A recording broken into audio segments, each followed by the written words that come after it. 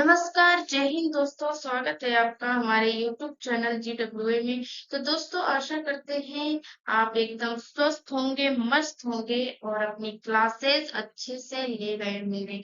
ठीक है, तो चलिए आज सीटेट दिसंबर में जो एग्जाम होना है उसकी हिंदी पेडागोजी की क्लास है नंबर 7 नंबर क्लास है। और 6 क्लास पीछे जो हम डाल दिए हैं उसे आप लोग जरूर देख लीजिएगा। अगर देख लिए हैं तो अच्छी बात है, और अगर नहीं देखे हैं तो देख लीजिएगा, क्योंकि अगर आप सारी क्लासेस देख लेते हैं तो आपका पेपर बहुत अच्छा जाने वाला है। ठीक है, चलिए तो अब क्लास की शुरुआत करते हैं। क्लास की शुरुआत में आपका पहला प्रश्न आता है कि भाषा अर्जन में बच्चे भाषा को, क्या कह रहा है कि भाषा अर्जन में बच्चे भाषा को, अब ऑप्शन पढ़ेंगे, अभ्यास और यांत्रिकता के साथ सीखते हैं या फिर सहज और स्वाभाविक रूप से सीखते हैं। देखिए अभ्यास अर्जन में, भाषा अर्जन में हम अभ्यास नहीं करते हैं। ठीक है, अभ्यास और यांत्रिकता के साथ नहीं सीखते हैं, सहज और स्वाभाविक रूप से सीखते हैं। ये आपका जो ऑप्शन दूसरा है यही सही होता है कि भाषा जो अर्जन है, जो भाषा अर्ज हम करते हैं, अर्जित करते हैं, वो हमारे लिए सहज और स्वाभाविक होती है। मतलब हम एकदम सरलता से और स्वाभाविक रूप से सीख जाते हैं। ठीक है, और ऑप्शन तीसरा भी देख ही लीजिए कि स्वाभाविक और प्रयासपूर्ण। स्वाभाविक तो ठीक है, लेकिन इसमें प्रयास करने की जरूरत नहीं होती है।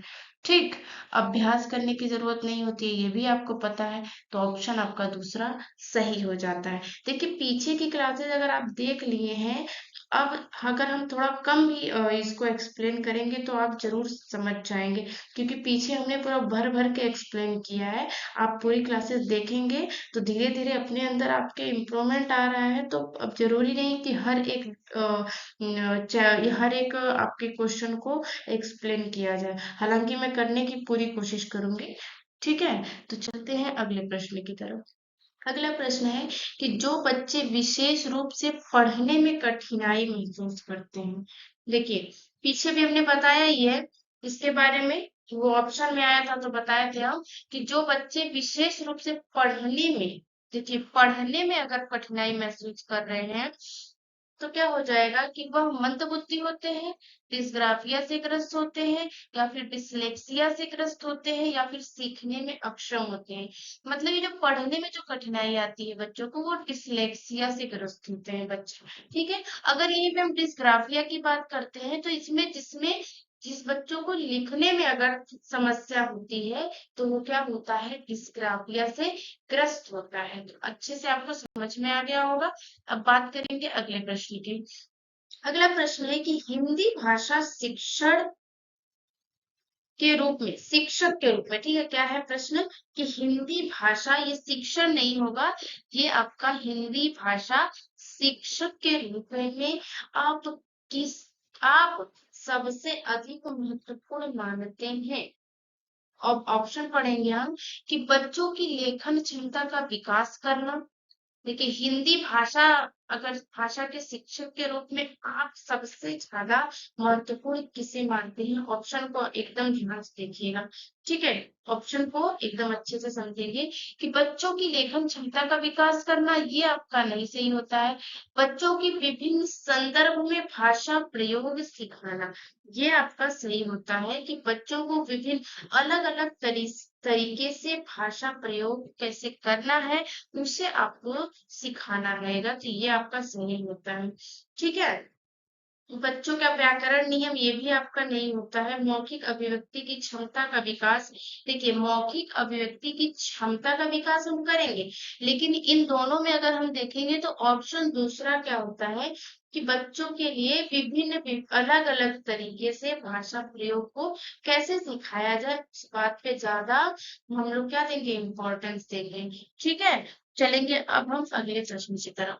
अगला प्रश्न हमारा है कि हिंदी भाषा की बारीकी को सही रूप में समझने की क्षमता का विकास करने के लिए आप क्या करेंगे। तो आप एक टीचर हैं, हिंदी भाषा की बारीकियों को समझाने के लिए बच्चों में ये क्षमता का विकास कर लेंगे, तो आप इन ऑप्शन में से कौन सा ऑप्शन ऐसा है जो ये आप करेंगे। तो देखिए पहला ऑप्शन होता है कि हिंदी भाषा के विभिन्न प्रयोगों से युक्त सामग्री उपलब्ध कराना। देखिए ये हमें सही तो लग रहा है, लेकिन एक मिनट हम होल्ड रखेंगे, तीनों ऑप्शन पढ़ेंगे। और हिंदी भाषा के प्राचीनतम प्रयोग से युक्त नहीं। अब जैसे जैसे बच्चे, अब देखिए अलग अलग तरीके से आ रही है सामग्रियां, उनका हम प्रयोग करेंगे, क्योंकि अब थोड़े थोड़े अच्छे विकसित ही चीजें आ रही हैं, तो प्राचीनतम का कोई मतलब नहीं है। संस्कृत निष्ठ हिंदी भाषा से युक्त सामग्री, ये भी आपका गलत होता है। यहाँ पे हिंदी भाषा की बात की गई है।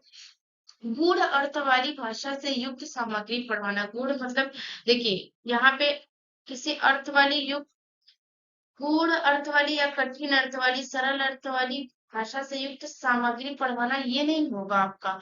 ठीक है, यहाँ पे ऑप्शन पहला सबसे सटीक लगता है कि हिंदी भाषा के विभिन्न प्रयोगों से युक्त, मतलब अलग अलग प्रयोग से युक्त जो सामग्री होगी, उन्हें हम बच्चों को क्या कराएंगे, प्रोवाइड करवाएंगे। ठीक है, तो आपका ऑप्शन पहला सही हो जाता है। चलेंगे हम अगले प्रश्न की तरफ। देखिए अगला प्रश्न है कि 7वीं कक्षा में पढ़ने वाली रानी, रानी नाम की लड़की है, 7वीं कक्षा में पढ़ने वाली रानी कक्षा में सबसे पहले अपना कार्य समाप्त कर लेती है, सबसे पहले अपना कार्य समाप्त करती है। ठीक है, तो हिंदी भाषा, अगर आप शिक्षक हैं तो आप हिंदी भाषा के शिक्षक के रूप में रानी के साथ क्या व्यवहार करेंगे, ये चीज आपसे प्रश्न पूछ रहा है। वो जो रानी है पढ़ने में बहुत ही ज्यादा स्मार्ट है, अपने सारे होमवर्क जितनी भी चीजें क्लास में होती है सबसे पहले वो कर लेती है। ठीक है, तो आप इसमें क्या करेंगे, रानी की दूसरों से तुलना करेंगे, ये तो आपका बहुत गलत है। रानी को दूसरे बच्चों के कार्य की जांच का एकमात्र अधिकारी बताएंगे, ये भी आपका गलत हो जाता है। रानी को उसकी पसंद का कार्य करने के लिए कहेंगे। और चौथा है रानी से शांत बैठने के लिए, ये भी गलत हो जाता है। इन चारों ऑप्शन में ये ऑप्शन तीसरा ही सटीक बैठ रहा है। हम किसी से तुलना नहीं करेंगे, नहीं तो दूसरे बच्चों में हीन भावना आएगी, दूसरे बच्चे इससे प्रभावित होंगे गलत तरीके से। और उसमें एकमात्र अधिकारी बताना भी गलत है, और उसे शांत बैठने के लिए भी कहेंगे तो ये गलत बात होगी।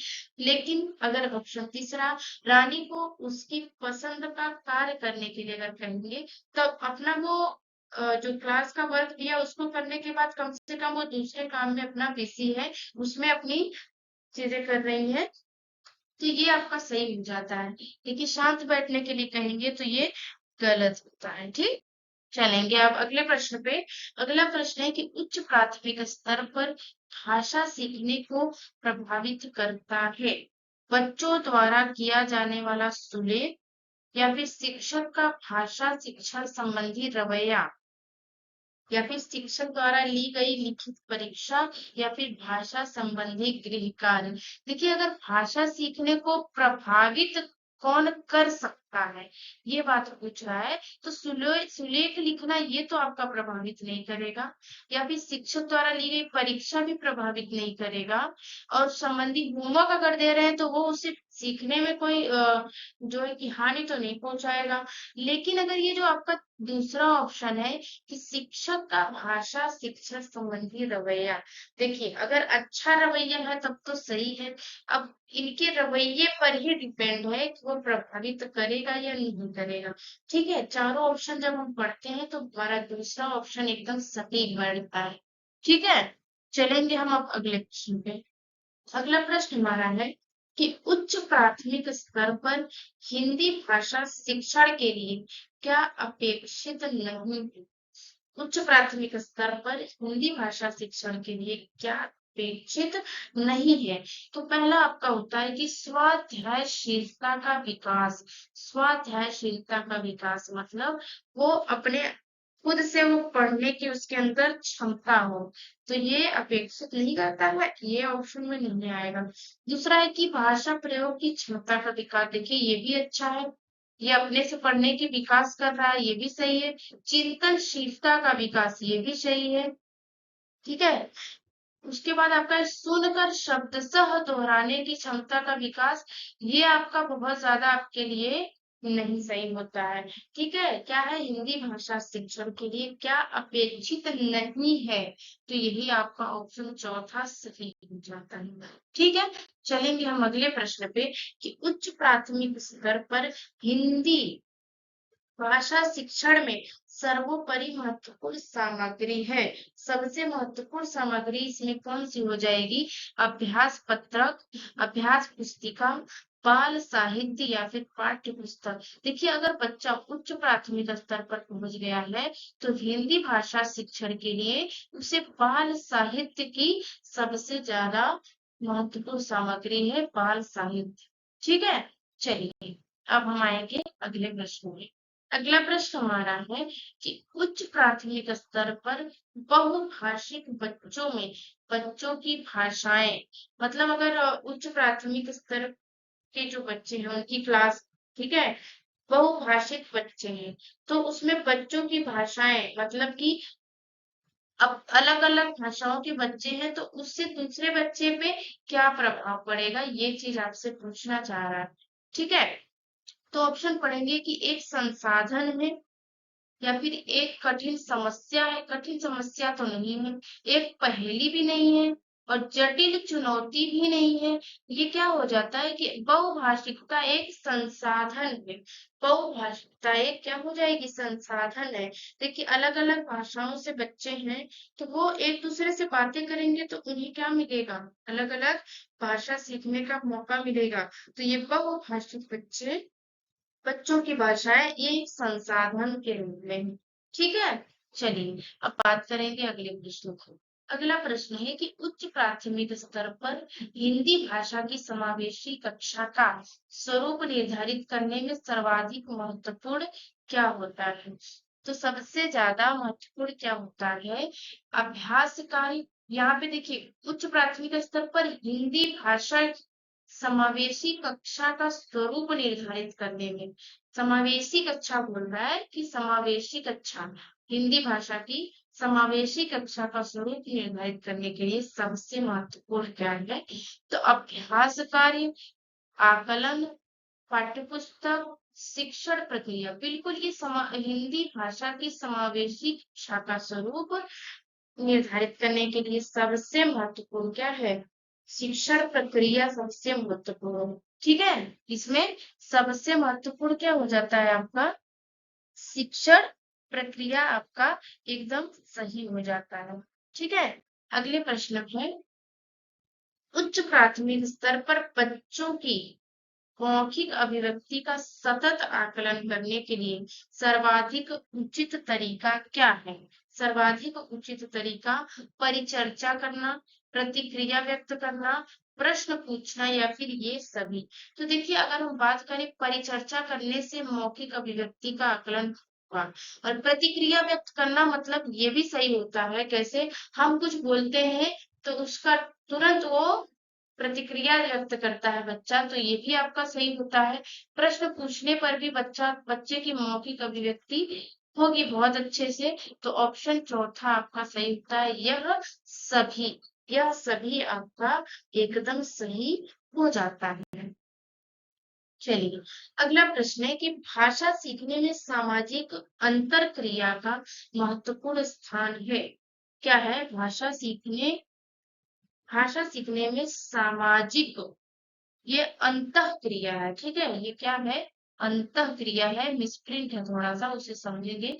ये क्या है? ये अंतः क्रिया का महत्वपूर्ण, भाषा सीखने में सामाजिक अंतर क्रिया का महत्वपूर्ण स्थान है। तो यह कथन किसका है? तो ये सामाजिक की बात कौन करता है? वाइगोत्स्की जी करते हैं। सामाजिक अंतर क्रिया, सामाजिक की बात जहां आ जाए वहां वाइगोत्स्की जी आ जाते हैं। ठीक है, तो चलिए अब बात करेंगे हम अगले प्रश्न की। अगला प्रश्न हमारा होता है कि उच्च प्राथमिक स्तर पर समझ कर पढ़ने के संदर्भ में सर्वाधिक महत्वपूर्ण है। उच्च प्राथमिक स्तर पर समझ कर पढ़ने में बच्चा क्या करता है? समझ कर पढ़ता है। तो इसके संदर्भ में सबसे महत्वपूर्ण क्या है? तीव्र गति से पढ़ना, बोल बोल कर शुद्ध उच्चारण के साथ पढ़ना, या फिर लिखित सामग्री में शब्दों की पहचान करना, या फिर किसी लिखित सामग्री का निहितार्थ समझना। अगर देखिए पहला तो एकदम सही, एकदम तुरंत गलत हो जाता है। शुद्ध उच्चारण के साथ पढ़ना ये थोड़ा सा हम मान सकते हैं। लिखित सामग्री में शब्दों की पहचान करना इसे भी थोड़ा सा मान सकते हैं। लेकिन अगर हम चौथा ऑप्शन पढ़ते हैं तो सबसे सटीक यही बैठता है कि किसी लिखित सामग्री का निहितार्थ समझना, उसके पूरे अर्थ को समझना, यही आपका उत्तर हो जाएगा, ऑप्शन चौथा। ठीक है, चलिए अगला प्रश्न है। अगला प्रश्न आता है कि व्याकरण की समझ को संदर्भ परक प्रश्नों के माध्यम से आंकना। ये आपका ऑप्शन समझेंगे कि व्याकरण की समझ को संदर्भ परक प्रश्नों के माध्यम से आंकना यह क्या है? तो पूर्णतः उचित है, या फिर आंशिक रूप से उचित है, या पूर्णतः संभव है, या बिल्कुल अनुचित है। तो देखिए पूर्णतः तो संभव कुछ भी नहीं है, आंशिक रूप से उचित ये भी नहीं सही होता है, ये पूर्णतः उचित है। ठीक है, क्या है?